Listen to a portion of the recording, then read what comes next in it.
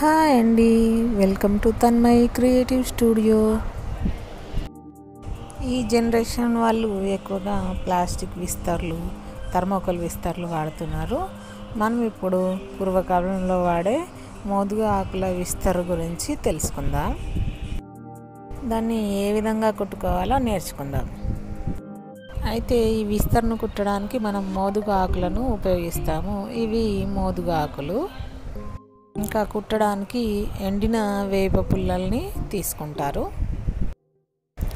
లేదంటే వెదురు బొంగులను ఎండబెట్టిన తర్వాత వాటిని సన్నగా చీల్చుకొని పుల్లలుగా తీసుకుంటారు.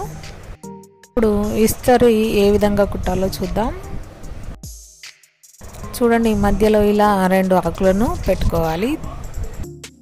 తర్వాత ఒకదాని తర్వాత ఒకటి ఈ విధంగా వీడియోలో చూపించినట్టుగా పెట్టుకుంటూ కుట్టాలి. ఒక ఆకును పెట్టి కుట్టిన తర్వాత రెండో ఆకు యొక్క కాడను ఆ ఆకు కిందికి వెళ్ళే విధంగా పెట్టి కుట్టుకోవాలి. ప్రతి ఆకు మిడిల్ ఆకుతోటి అటాచ్ అయి ఉండాలి. ఇలా ఒకదాని తర్వాత ఒకటి రౌండ్గా పెట్టుకుంటూ కుట్టుకుంటూ వెళ్ళాలి. ఈ ఆకుల్లో తింటే ఆరోగ్యానికి కూడా చాలా మంచిది. ఎక్కువగా పండగలప్పుడు ఇలాంటి విస్తర్లను వాడుతూ ఉంటారు. చివరి ఆకు మొదటి ఆకు పైన వచ్చే విధంగా పెట్టుకోవాలి.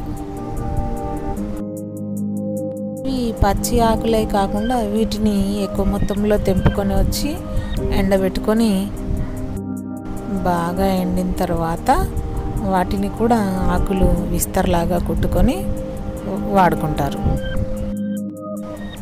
చూడండి, ఆకుల విస్తరి రెడీ అయింది. ఇంకోసారి చూడండి విస్తరిని ఏ విధంగా కుట్టాలో.